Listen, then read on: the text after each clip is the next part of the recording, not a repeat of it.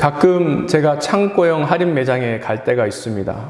그러면 그곳에 가스 가격이 싸기 때문에 늘 그곳에서 가스를 넣어요.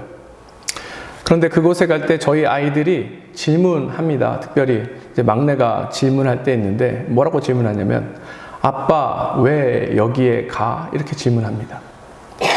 그러면 처음에는 자동차에 가스를 넣어야 돼 라고 그렇게 이야기하죠. 근데 아이들이 그것을 잘 이해하지 못합니다. 그래서 그게 뭐야? 가스를 왜 넣어야 돼? 이렇게 또 질문을 합니다. 그러면 아이들의 눈높이에 맞춰서 대답하느냐고 이렇게 대답했어요. 자동차가 배가 고프대. 그래서 밥 먹어야 돼. 그러면 아이가 잘 알아듣습니다. 그렇게 얘기하고 주변에 보니까 참 다양한 종류의 많은 차들이 그 가스 스테이션에 있더라고요. 뭐 큰 차도 있고 작은 차도 있고 뭐 값이 싼 차도 있고 또 고급 승용차들도 있었습니다. 그런데 불현듯 생각난 게 무엇인가 하면 암만 좋은 차고 암만 화려한 차라 할지라도 가스를 넣지 않으면 저 차들이 가지 않는다라는 생각이 들면서 불현듯 제 머리에 스치는 것이 있었습니다. 내 삶에도 이러한 결핍이 있지 않는가? 특별히 나의 영적인 상태 가운데 배고픔은 있지 않은가라는 생각이 들었습니다. 우리가 허기지면 그 허기를 잘 채워야 돼요. 허기질 때 허기를 잘 채우지 못하면 엉뚱한 것으로 배를 채우게 됩니다. 그러면 그것이 건강에 악한 영향력을 미치게 되죠. 영적인 건강도 마찬가지입니다. 우리가 영적으로 배고플 때에 올바른 것을 채우지 않고 엉뚱한 것으로 그것을 채우게 된다면 우리 삶 가운데 참 나쁜 영향이 나타나게 될 것입니다. 오늘 본문을 보면 바리새인들의 질문, 또 사두개인들의 질문, 그리고 서기관들의 질문에 이어서 이번에는 예수님께서 직접 서기관에 관련해서 질문을 하십니다. 예수님께서 이렇게 질문하신 그 의도는 너무나도 명확해요. 무엇인가 하면 이러한 종교 지도자들 안에 영적인 결핍이 있다라는 것과 이들이 이것들을 제대로 된 것으로 채우지 못하기 때문에 그들의 삶이 부패했다라는 것을 예수님께서는 오늘 지적하고 계시는 것입니다. 우리 가운데는 과연 어떠한 배고픔이 있는지 한번 살펴봤으면 좋겠습니다. 우리가 원하는 것, 우리가 갈망하는 것, 우리가 소원하는 것이 무엇인지 이 시간 가운데 생각해 봤으면 좋겠어요. 그리고 혹시 이것들이 우리가 영적으로 배고플 때에 엉뚱한 것을 채움으로 인해서 나타난 것은 아닌지, 우리의 영적인 상태는 어떠한지 이 시간 가운데 살펴봤으면 좋겠습니다. 영적인 결핍이 꼭 나쁜 것은 아니에요. 왜냐하면 재충전할 수 있기 때문에 그렇습니다. 마태복음 5장 3절 함께 보도록 하겠습니다. 심령이 가난한 자는 복이 있나니 천국이 그들의 것임이요. 영적으로 배고픈 사람이 왜 복이 있다고 할까요? 영적으로 배고픈 사람은 영적인 것으로 그것을 채우려 하기 때문에 그렇습니다. 그럴 때 축복을 얻는 거예요. 어떻게 영적인 것을 우리가 채울 수 있죠?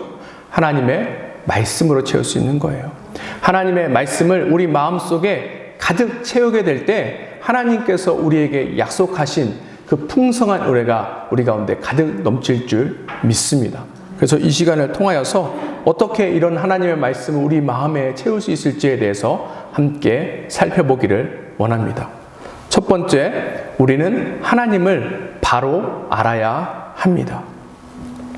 본문에 서기관이 나와 있습니다.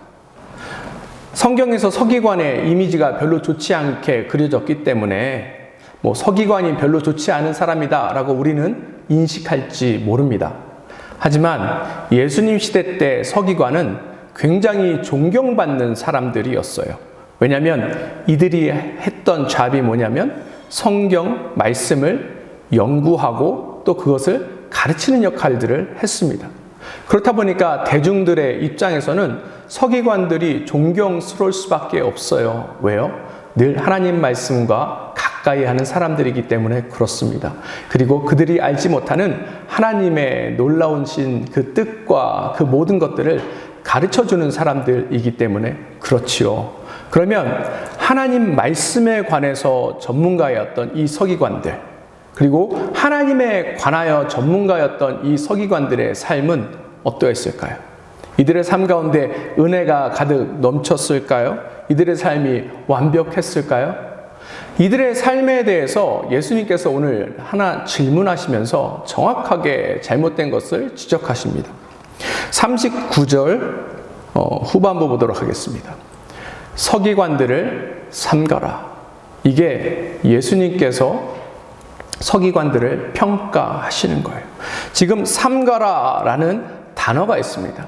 이 단어의 뜻은 무엇인가 하면 직접 그것을 살피고 그것이 좋지 않은 것을 깨닫기 때문에 그것을 하지 않도록 주의하라라는 의미입니다. 쉽게 얘기해서 그 사람들이 하는 행동들이 너에게 나쁜 영향을 미칠 수 있으니까 조심하라라는 이야기예요. 옛 한국 시조 가운데 보면 이런 구절이 있습니다. 까마귀 가는 곳에 백로야 가지 마라, 이런 구절이 있어요. 무슨 의미예요? 나쁜 영향을 받지 않기 위해서 스스로를 보호하라 라고 이야기했습니다. 앞에 제가 잠시 말씀드렸죠. 서기관은 예수님 당시에 존경받는 사람들이었어요. 좋은 영향을 미치는 사람들이라고 사람들이 생각했습니다. 근데 예수님께서는 그들로부터 나쁜 영향을 받을 수 있으니까 주의해라 라고 말씀하십니다. 그러니 이 예수님의 가르침을 듣고 있던 사람들은 어땠을까요? 굉장히 충격받았을 거라고 생각해요. 왜요? 존경받는 존재가 한순간에 경계해야 될 존재로 바뀌었기 때문에 그렇습니다. 그러면 예수님께서는 왜 이와 같이 서기관들을 이렇게 평가했을까요? 그 이유는 무엇인가 하면 서기관들이 사실은 하나님을 잘 몰랐습니다. 예수님께서 이것에 관련해서 다시 한번 질문하셔요. 35절 보도록 하겠습니다. 예수께서 성전에서 가르치실새 대답하여 이르시되 어찌하여 서기관들이 그리스도를 다윗의 자손이라 하느냐. 지금 일반적으로 예수님 당시에 사람들은 메시아는 다윗의 자손이다 라고 알고 있었어요. 이 말은 사실입니다. 전에 여리고 성에서 예수님께서 소경 바디메오를 고치실 때에 그 바디메오가 예수님께 뭐라고 소리쳤습니까? 다윗의 자손 예수여, 이렇게 소리쳤습니다. 그 의미는 무엇인가 하면 예수님은 메시아이시고 예수님은 다윗의 자손이십니다 라고 이야기한 거예요. 만약 그때 이 바디메오가 한 이야기가 틀렸더라면 예수님께서 지적하셨겠죠. 근데 예수님께서 지적하시지 않으셨습니다. 맞아요. 예수님은 다윗의 뿌리에서 나셨습니다. 메시아는 다윗의 후손이 맞아요. 그런데 예수님의 의도는 지금 그러한 것이 아니에요.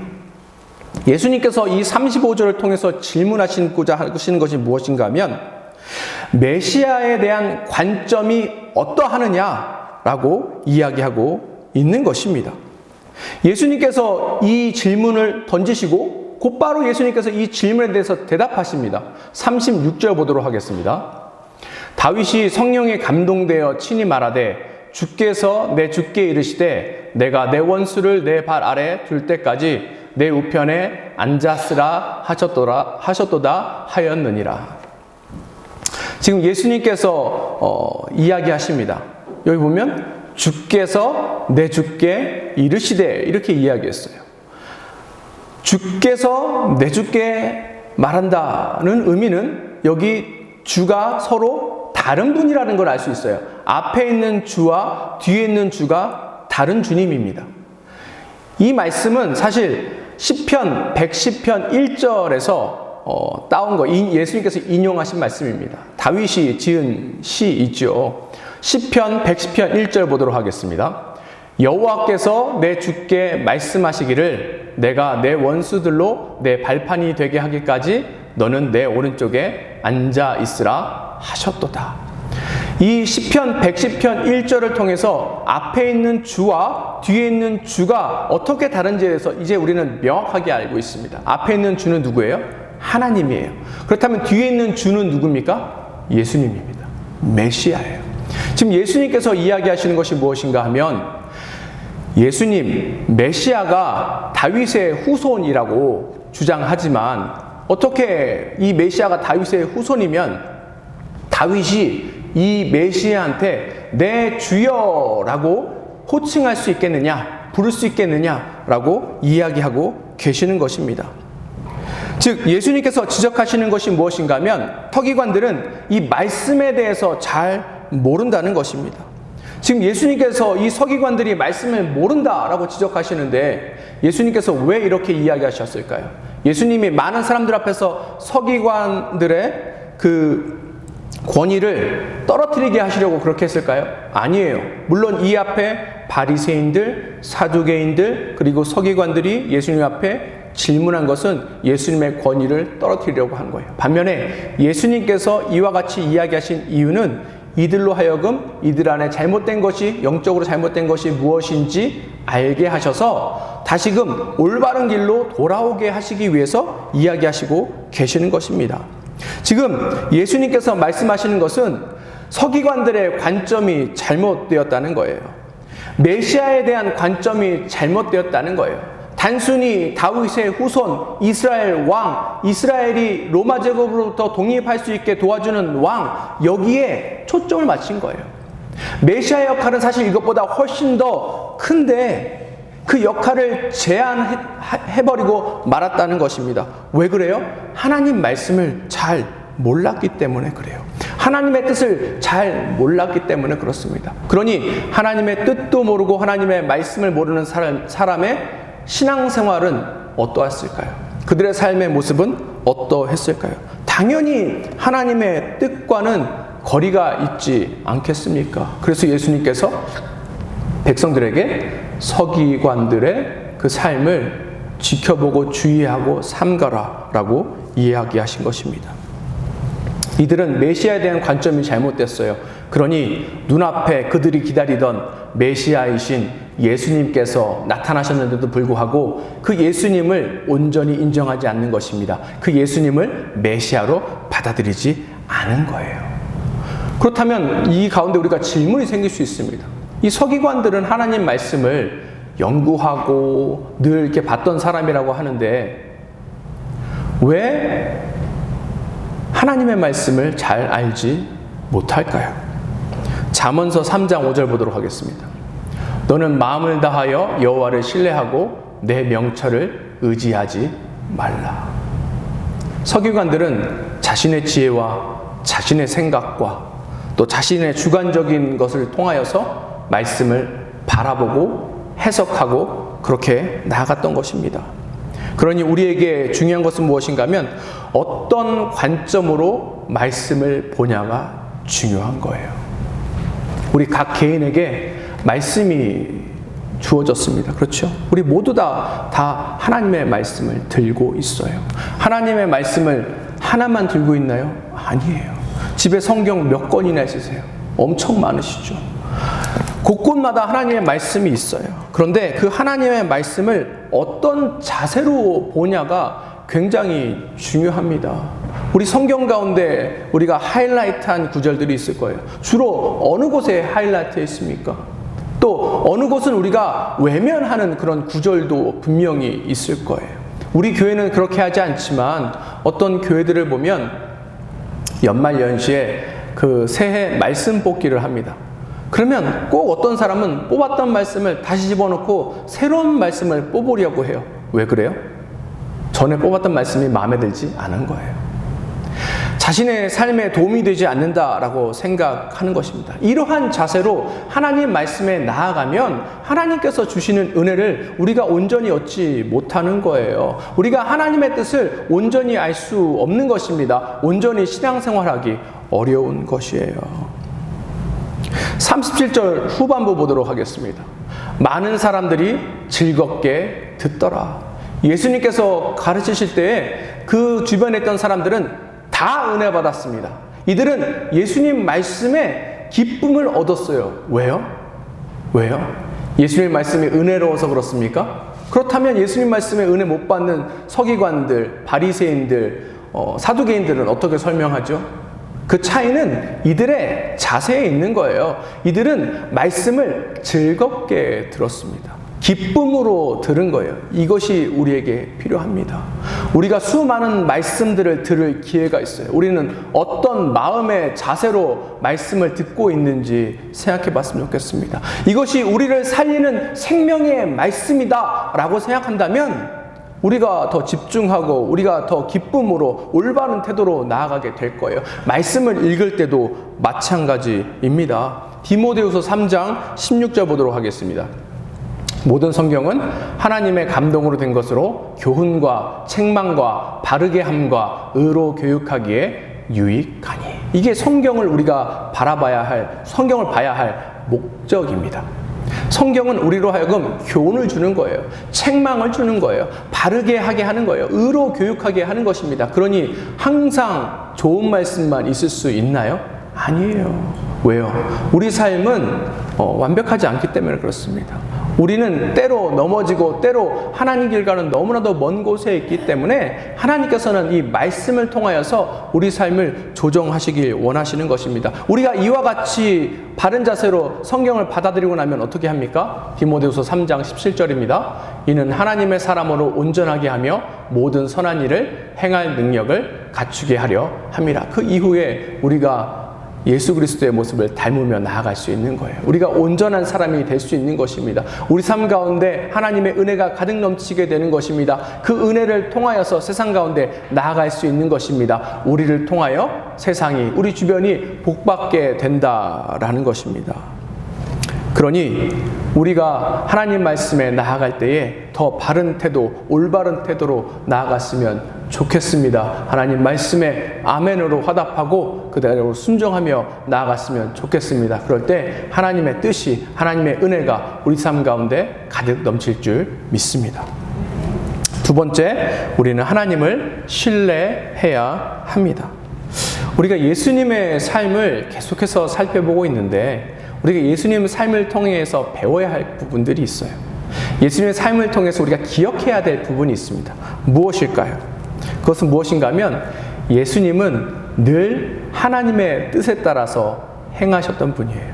그리고 예수님은 늘 하나님 때가 올 때까지 참고 인내하고 기다리신 분이었습니다. 우리가 이러한 것들을 배웠으면 좋겠어요. 예수님은 이미 권위가 있으신 분입니다. 특별히 말씀의 권위가 있으신 분이었었죠. 35절 상반부 그리고 38절 상반부 보도록 하겠습니다. 예수께서 성전에서 가르치실세. 예수께서 가르치실 때. 예수님께서 어디서 말씀을 가르치세요? 성전에서 가르치십니다. 성전에서 아무나 말씀을 가르칠 수 있는 것이 아니에요. 예수님은 그만큼 이미 말씀에 관련돼서는 큰 권위를 가지고 계시는 분입니다. 또 예수님이 사역하시면서 많은 기적을 베푸셨죠. 그것을 통해서도 이미 예수님께서는 하나님의 사람이다 라는 것을 사람들에게 보이셨고 그것만으로도 이미 권위를 가지고 있으셨어요. 또 예수님의 삶은 어때요? 예수님 가운데 늘 예수님 삶 안에는 긍휼이 넘쳤죠. 예수님은 사랑이 넘치셨습니다. 이것만으로도 충분히 예수님은 권위가 있으셨어요. 예수님이 이러한 권위가 있으셨기 때문에 이미 세상 가운데 큰 일을 하실 수 있었습니다. 세상 가운데 큰 영향을 미치실 수 있었어요. 그런데도 불구하고 예수님은 한 번도 하나님 앞서서 일을 행하신 적이 없습니다. 그것이 좋은 의도였건 또 모두에게 필요한 것이라고 느껴졌던 간에 예수님께서는 자신의 뜻대로 자기 마음대로 한 스텝도 앞으로 나아가시지 않으셨어요. 늘 중요할 때는 무엇 하셨습니까? 그래서 하나님의 뜻을 구하기 위해서 기도하시고 나아가신 거예요. 36절 후반부 보도록 하겠습니다. 내가 내 원수를 내 발 아래 둘 때까지 내 우편에 앉으라 하셨도다 하였느니라. 이 말씀이 사실은 예수님으로 하여금 하나님 때를 기다리고 인내하게 만들었던 것입니다. 지금 이 36절 후반부, 특별히 이 부분은 앞에 시편 110편 1절 부분이라고 말씀하셨는데 이건 무슨 얘기인가 하면 예수님께서 결국은 십자가에서 승리하실 것이라는 것을 약속하시고 예언하신 말씀이에요. 십자가 위에서 예수님께서는 승리하십니다. 그래서 참고 인내하고 기다릴 수 있었던 것입니다. 그런데 우리가 여기서 한 가지 질문을 해야 돼요. 십자가가 정말 승리입니까? 십자가가 승리예요? 십자가는 승리 아니죠. 십자가는 고난이잖아요. 십자가는 고통입니다.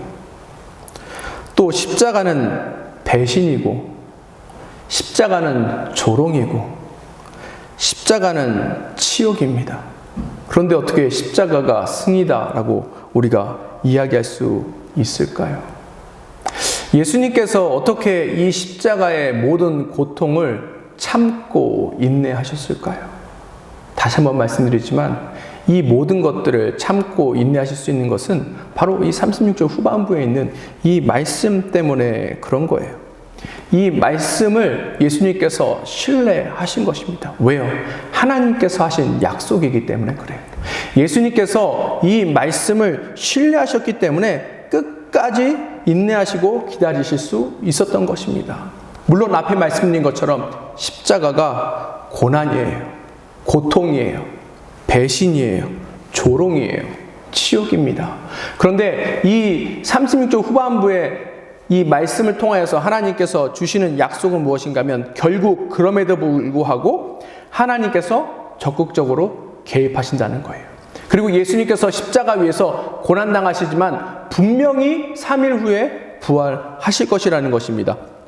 이것을 통해서 하나님께서 사단의 권세를 정복하시고 결국은 예수님께서 영광의 자리까지 올라가신다라고 이야기하신 거예요. 그러니 십자가가 예수님에게 결국은 승리가 된 것입니다. 그리고 예수님은 그 말씀을 신뢰하기 때문에 끝까지 순종하실 수 있었던 거예요. 반면에 서기관은 잘못된 관점으로 말씀을 바라봤죠. 그러니 그 가운데 하나님의 뜻을 발견할 리가 만무합니다. 그 가운데 하나님이 무엇을 원하시는지 알 수 없어요. 하나님의 약속과 하나님의 그것들을 받아들이지 못하니 더 이상 신뢰하지 못하게 됩니다. 그러니 이 서기관들에게 있었던 믿음은 어떤 믿음이었을까요? 앞에 예수님께서 하나님에 대해서 가지고 있었던 이 믿음과 서기관들의 믿음은 다릅니다. 예수님은 구체적인 믿음을 가지고 하나님 앞에 나아가셨던 반면에 서기관들은 그냥 막연한 그런 믿음만 있었던 거예요. 하나님 살아계십니까? 하나님 계셔요? 근데 하나님의 존재를 인정하는 것과 하나님을 신뢰하는 것과는 완전히 다른 이야기입니다. 누군가의 하나님, 멀리 떨어져 있는 하나님, 나와 전혀 관계없고 전혀 느낌이 없는 하나님은 결코 내 인생에 도움이 되지 않을 거예요. 하나님을 신뢰하는 자는 나의 하나님, 내 삶 가운데 역사하는 하나님, 내 삶 가운데 풍성한 은혜를 베푸시는 하나님, 그것을 붙들고 나아가는 사람들입니다. 그러니 이 서기관들은 구체적인 믿음도 없이 막연한 믿음으로 하나님이 삶 가운데 역사하는 것을 경험하지 못하였기 때문에 엉뚱한 것에 관심을 갖게 되는 거예요. 38절, 39절 보도록 하겠습니다. 예수께서 가르치실 때 이르시되 긴 옷을 입고 다니는 것과 시장에서 문안받는 것과 회당의 높은 자리와 잔치의 윗자리를 원하는 서기관들을 삼가라. 지금 이 38절과 39절이 서기관들의 삶인데 이들의 삶은 어때요? 탐욕이 넘칩니다. 탐욕의 삶을 살고 있는 거예요. 어떻게 하나님 말씀을 가까이 하는 사람이 이런 탐욕의 삶을 살 수 있는 것일까요? 왜냐하면 이들은 하나님의 구체적인 말씀과 약속이 없었어요. 하나님을 신뢰하지 못하는 것입니다. 그러니 그들 스스로가 자신의 인생을 책임지기 위해서 애쓰다 보니까 어쩔 수 없이 저렇게 탐욕적인 삶을 살 수밖에 없었다는 것입니다. 우리가 이 부분을 보고 영적인 레슨을 받아야 해요. 서기관도 이러한 삶을 살았는데 우리의 삶은 어떨까요? 서기관들처럼 매일 하나님 말씀을 묵상하고 산 사람도 한순간 하나님으로부터 멀어지면 이런 탐욕의 삶을 사는데 우리 삶도 별반 다르지 않을 것입니다. 그러니 늘 우리 삶을 주의해야 하는 것이에요. 어떤 사람이 항상 허름한 옷을 입고 또 주름살이 가득한, 누가 봐도 뭔가 큰 사연이 있을 것 같은 그 할머니를 봤다고 합니다. 근데 그 할머니가 항상 그 가운데 미소를 잃지 않고 있는 거예요. 그러니 궁금하죠. 그래서 물어봤어요. 할머니, 좋으신 일 있으세요? 항상 웃고 계시네요. 늘 행복하세요? 라고 물어보니까 할머니가 뭐라고 대답했냐면, 그럴 리가 없습니다. 내 삶 가운데 어렵고 고통스러운 일들이 많았습니다. 라고 고백했어요. 그런데 어떻게 그렇게 맨날 웃을 수 있으세요? 라고 질문하니까 할머니가 이렇게 대답했대요. 하나님의 말씀을 통해서 약속을 받았다라고 이야기하시면서, 그 약속은 무엇인가 하면 예수님의 십자가 위에서 승리하신 그 약속을 받으셨다는 거예요. 예수님은 십자가에서 돌아가셨지만 3일 뒤에 부활하셨습니다. 그 할머니가 거기서 약속을 붙드는 거예요. 암만 힘들고 어렵고 고통스러운 일이 있어도 3일 밤, 3일 낮만 지나고 나면 그 모든 것이 다 해결된다는 거예요. 3일 밤, 3일 낮만 지나면 하나님께서 그 모든 것들을 해결해 주실 것을 신뢰하기 때문에 어떤 상황에서도 늘 기쁨을 유지할 수 있었다라고 이 할머니가 대답하셨다고 합니다. 우리가 하나님을 더욱더 신뢰해야 해요. 하나님만 붙들고 나아가야 합니다.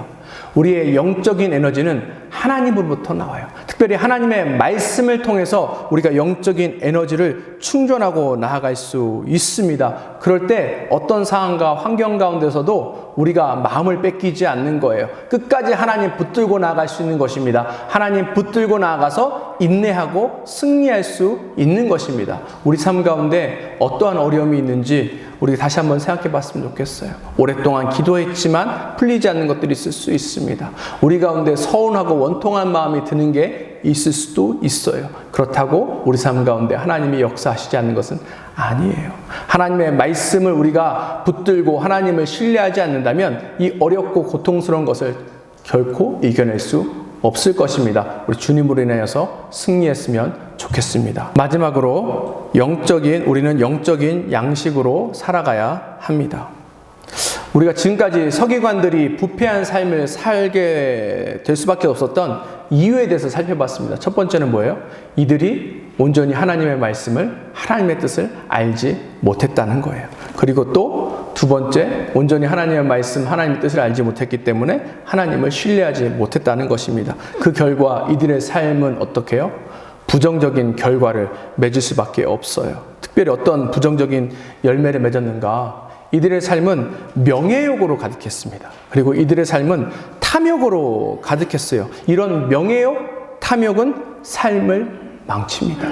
우리가 무언가를 얻고 싶고 무언가를 갖고 싶은 마음은 사실은 잘못된 것이 아닙니다. 하지만 탐욕, 탐심은 뭐예요?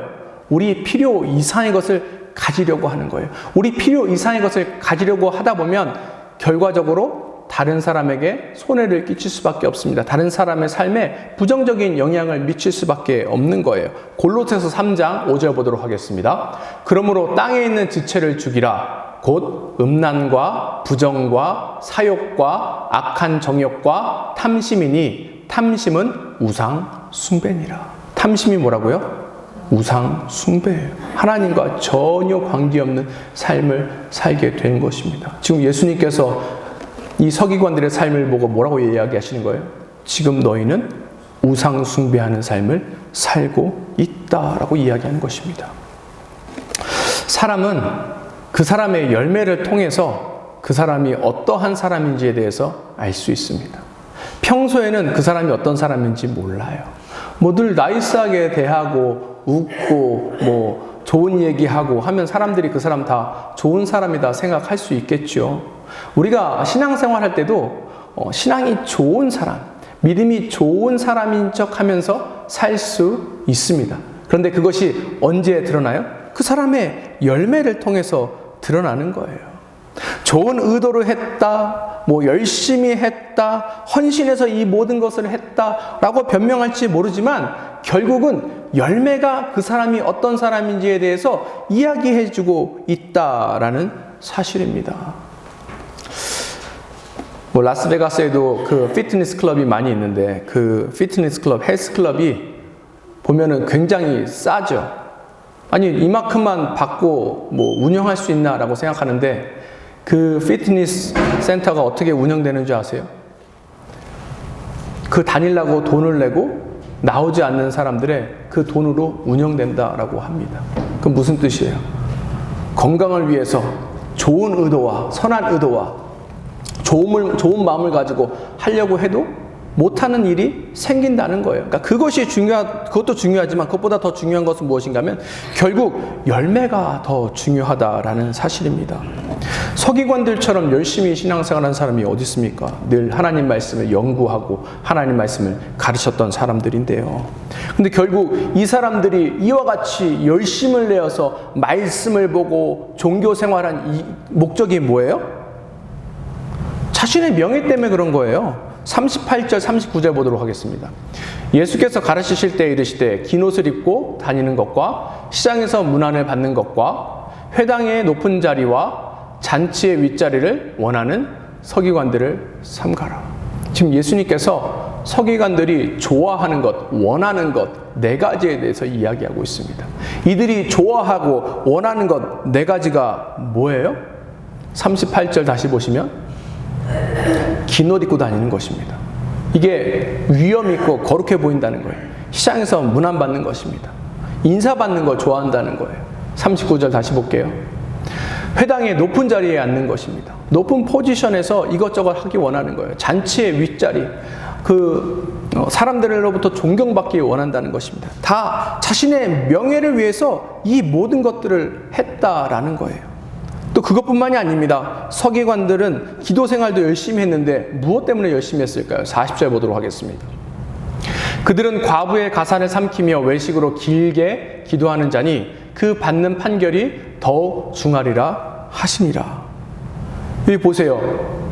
기도했는데 왜 기도했대요? 외식하기 위해서 길게 했답니다.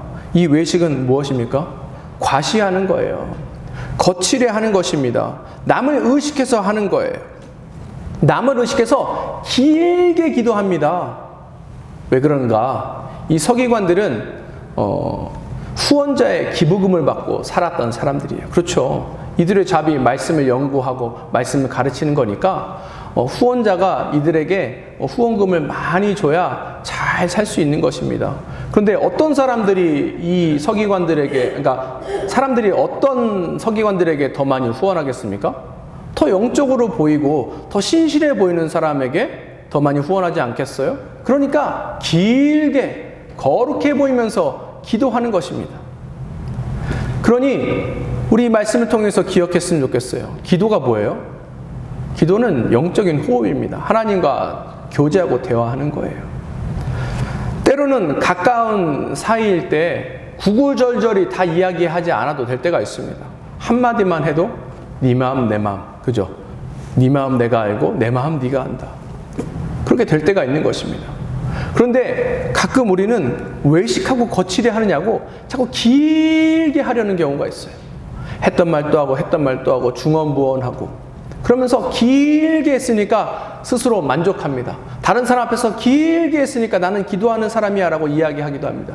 그러면 안 된다는 거예요. 이 모든 것들이 다 거칠해라는 것을 오늘 말씀이 이야기하고 있는 것입니다. 근데 중요한 것은 무엇인가 하면 이 서기관들에게 재정적으로 후원하는 사람들이 있는데 주로 누구라는 거예요? 과부들이라는 것입니다. 돈 많은 과부들이 이 서기관들의 타겟이었어요. 그래서 기도도 길게 하고 가서 기도해 주겠습니다. 케어해 줄게요. 라고 이야기하면서 이 과부의 재산을 조금씩 빼앗아가는 것입니다. 근데 오늘 40절에서는 뭐라고 얘기했어요?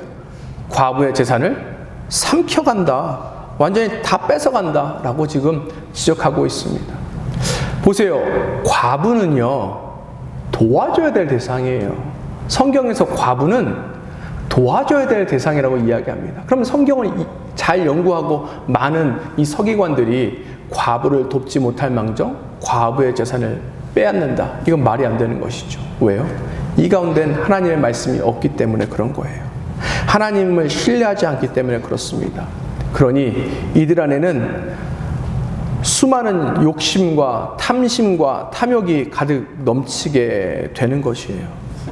서기관들은 자신의 영적인 배고픔을 영적인 것으로 채우기보다는 세상적인 것으로 채우기 시작했습니다. 그 결과 삶이 이와 같이 타락하고 망가진 거예요. 그렇다면 믿음의 삶은 무엇입니까? 신명기 8장 3절 말씀 읽겠습니다. 너를 낮추시며 너를 줄이게 하시며 또 너도 알지 못하며 내 조상들도 알지 못하던 만나를 내게 먹이신 것은 사람이 떡으로만 사는 것이 아니요 여호와의 입에서 나오는 모든 말씀으로 사는 줄을 내가 알게 하려 하심이다. 결국 영적인 배고픔, 영적인 결핍을 채울 수 있는 것은 뭐예요? 하나님의 말씀이라는 거예요. 우리가 영적인 것을 떼어놓고 살아갈 수 없습니다. 영적인 것이 우리 육적인 삶에 영향을 미치기 때문에 그래요. 그러니 우리가 날마다 이 살아계신 하나님의 말씀을 통하여서 우리 영적인 부분들을 채우며 나아갔으면 좋겠습니다. 이 영적인 양식으로 우리 삶이 풍성해져야 우리 가운데 세상적인 욕심, 세상적인 바람 이런 것들이 사라지게 된다라는 거예요. 기억하셨으면 좋겠어요. 하나님의 말씀이 우리를 위로할 거예요. 하나님의 말씀이 우리에게 도전을 줄 것입니다. 하나님의 말씀이 우리로 하여금 더욱더 큰 힘을 얻고 나아가게 할 것입니다. 그러면 이제껏 세상적인 것에 관심을 가지고 그것에 집중하며 살았던 삶이 하나님 나라의 커다란 비전을 발견하게 되고 그것을 위하여서 헌신하며 나아가게 될 거예요. 그럴 때 놀라우신 하나님의 은혜와 축복이 우리 삶에 가득 넘칠 줄 믿습니다. 말씀을 마무리하기를 원합니다. 여호수아라는 인물이 성경에 나옵니다. 여호수아는 굉장히 영광스러운 삶을 사는 것처럼 성경에는 나오지만 다른 한편을 보면 굉장히 힘들고 어려운 삶을 살았습니다. 왜냐하면 이 여호수아는 한 번도 가보지 못한 길을 갔어야 했어요. 그리고 또 그 길을 모세라는 불세출의 그 영웅 없이 혼자 걸어가야 했습니다. 그리고 그가 그 길을 걸어갈 때에 연약한 이스라엘 백성들을 데리고 가야 했어요. 변덕이 많은 이스라엘 민족을 데리고 갔어야 했습니다. 그뿐만이 아니죠. 하나님이 약속하신 가나안 땅, 젖과 꿀이 흐르는 그 땅을 거저 얻을 수 있었나요? 아니에요. 전쟁, 수많은 전쟁을 통해서 그것을 얻어가야 했습니다. 그런데 이 여호수아에게 있어서 가장 큰 시험과 도전은 무엇인가 하면 하나님께서 그와 함께 하시는가 그렇지 않은가였습니다. 하나님께서 함께 하시면 승리하지만 하나님께서 함께 하지 않으시면 패배한다는 것을 여호수아는 40년 동안의 광야 생활과 또 가나안 전투를 통해서 체험했기 때문에 그렇습니다.